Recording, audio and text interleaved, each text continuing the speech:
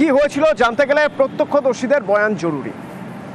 ঘটনা পরম্পরা জানতে গেলে যথেষ্ট বেগ পেতে হবে তদন্তকারীদের, কারণ সিসি ক্যামেরা ছিল দূরে।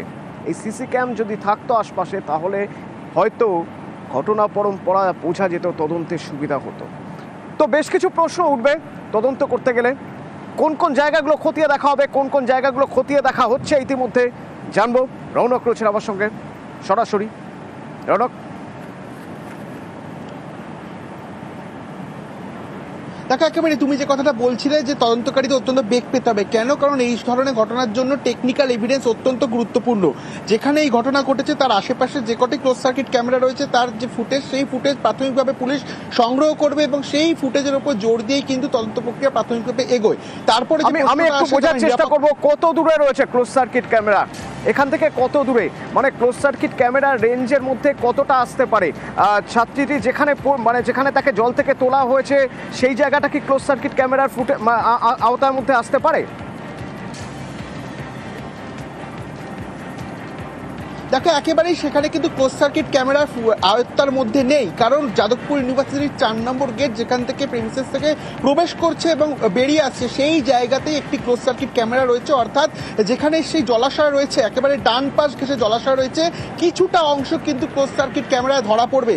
প্লেস অফ অকারেন্স যেখানে রয়েছে সেখানকার কোনো রকমই কোনো ফুটেজ কিন্তু ক্লোজ সার্কিট ক্যামেরায় ধরা পড়ার কথা নয়। সেক্ষেত্রে দেখা যাবে যদি কে বেরিয়ে আসছে এবং ভেতরে ঢুকছে সেই অংশটুকুই একমাত্র এই ক্লোজ সার্কিট ক্যামেরা ধরা পড়ার কথা।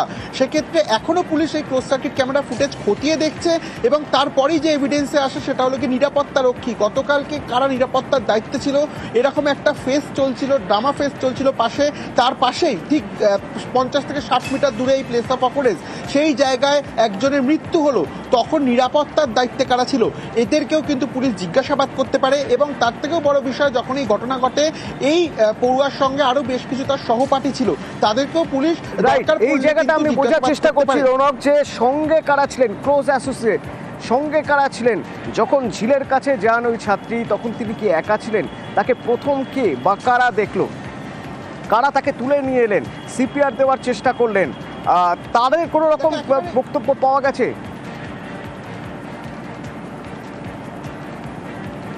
তাকে এখনো পর্যন্ত তাদের কোনো বক্তব্য পাওয়া যায়নি, কিন্তু গতকাল যখন তাকে বেসরকারি হাসপাতালে নিয়ে আসা হয় তারপর থেকে কিন্তু তার সহপাঠীরা এখানে ধীরে ধীরে আসতে শুরু করেছিলেন। এবং আমরা দেখেওছিলাম তার সঙ্গে একজন সহপাঠী ছিল, তিনিও সাময়িক অসুস্থ হয়ে পড়েছিলেন, তাকে সাময়িক চিকিৎসা দেওয়া হয়, তারপরে তাকে পাঠিয়ে দেওয়া হয় হাসপাতাল থেকে। সেক্ষেত্রে তার সঙ্গে বেশ কয়েকজন সহপাঠী ছিল এমনটাই কিন্তু আমরা সূত্রমারফত জানতে পারছি। সেই সহপাঠীদেরও কিন্তু প্রয়োজন পড়লে তদন্তের সাথে পুলিশ জিজ্ঞাসাবাদ করতে পারে। এখনো পর্যন্ত কোনো রকম কোনো অভিযোগ পরিবারের তরফ থেকে বা ইউনিভার্সিটি কর্তৃপক্ষের তরফ থেকে থানায় জমা করা হয়নি এবং পুলিশ অস্বাভাবিক মৃত্যুর মামলা রুজু করে। আমি একটু এই অস্বাভাবিক মৃত্যুর মামলা রুজু হয়েছে রৌনক, আমি একটু জানার চেষ্টা করব, যখন সিপিআর দেওয়া হয়েছে তারপরে বমি, তার সঙ্গে এই যে বমিতে মানে কি উঠে এসেছে, কোনো রকম কোনো মাদক, কোনো রকম নেশার জিনিস, এই সম্পর্কে এখনো পর্যন্ত কিছু ধারণা পাওয়া যাচ্ছে? দেখো, এখনো পর্যন্ত এই সংক্রান্ত কিন্তু কোনো অফিসিয়াল বিবৃতি বা এখনো পর্যন্ত পুলিশ সূত্রে এই ধরনের কোনো কথা জানা যাচ্ছে না।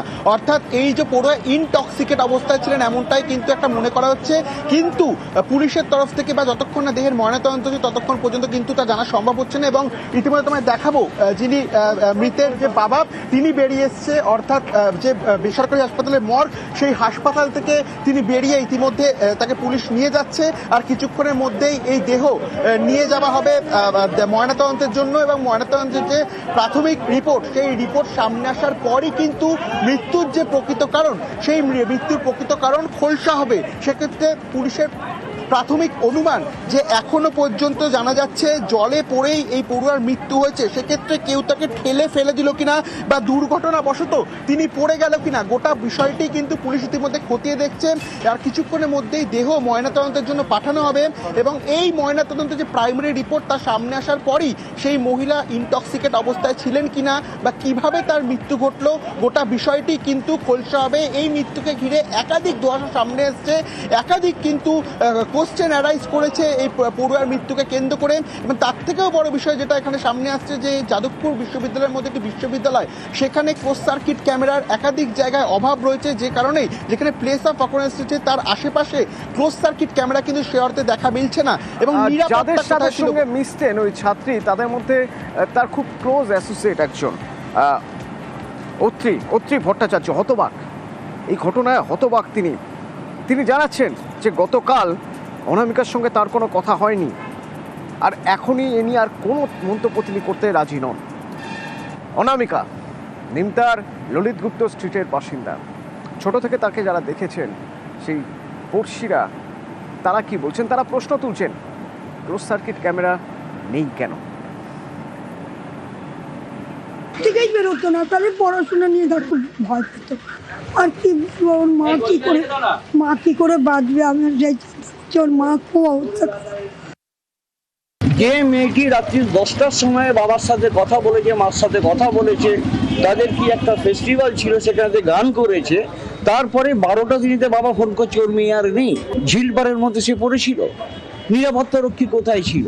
সিসিটিভি কোথায় ছিল? কোনো সিকিউরিটির ব্যবস্থা করেনি, কোনো সিসিটিভির ব্যবস্থা করেনি। বড় কথা হচ্ছে 65 লক্ষ টাকা কেন লাগানো হয়নি? একের পর এক বাচ্চাগুলো চলে যাচ্ছে। আমার ছেলে মেয়েকে ভবিষ্যতে ভর্তি করতে গেলে আমাকে দিতে হবে, ওই নরককুণ্ডতে কেন আমরা আমার ছেলে মেয়েকে পড়তে পাঠাবো? সিসি ক্যামেরা নেই কেন? ফুটেজ কিভাবে পাওয়া যাবে এবার? হাইকোর্ট তো নির্দেশ দিয়েছিল বিশ্ববিদ্যালয় কর্তৃপক্ষকে যে ক্লোজ সার্কিট ক্যামেরা বসাতে হবে, তাহলে নেই কেন? নানা মহলেতে এই প্রশ্নই বারবার উঠছে। সোমরাজ আমার সঙ্গে রয়েছে। সোমরাজ, কোথায় জটিলতা, যে জটিলতায় সিসি ক্যামেরা নেই? কারণ একটু আগে রৌনকের সঙ্গে কথা হচ্ছিল, রৌনক আমাকে বলছিল যে স্পট থেকে সিসি ক্যামেরা এত দূরে যে সেখান থেকে ওই স্পটে প্লেস অফ অকারেন্সে কারা গিয়েছে, কারা এসেছে, শুধু এইটুকুই দেখা সম্ভব। প্লেস অফ অকারেন্সের ফুটেজ পাওয়া সম্ভব নয়। সোমরাজ,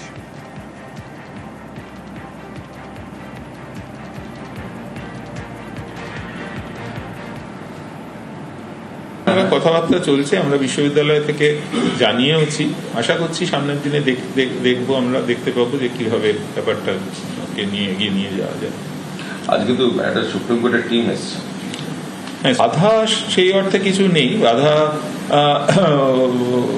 বাধা যে আছে এ কথা বলবো না, কিন্তু এই আমরা আমাদের আরো কিছু পদক্ষেপ আমরা নিয়েইছি, কিন্তু আমার মনে হচ্ছে যে সেই পদক্ষেপও এখনো পর্যন্ত যথেষ্ট নয়। আরো সেগুলোকে স্ট্রিনজেন্ট করার দরকার আছে, যাতে করে ধরনের ঘটনা না ঘটে। সেটা একটু দেখতে হবে আমাদের, যাতে করে সেই ধরনের না হয়। যদি এরকম কোনো ধারণা থাকে, আমার মনে হয় সেই ধারণাটা সম্পূর্ণ সঠিক নয়। তবে যদি সে অথরিটির দিক থেকে কিছু আরো কিছু করার প্রয়োজনীয়তা থাকে, সেটা নিশ্চয়ই আমরা করব। ওয়েব কিপার সরব হয়েছে। ওয়েব কিপার দাবি, যদি সিসি ক্যামেরার ফুটেজ থাকতো, সিসি ক্যামেরা ক্যাম্পাসে থাকলে নজরদারি সম্ভব হতো।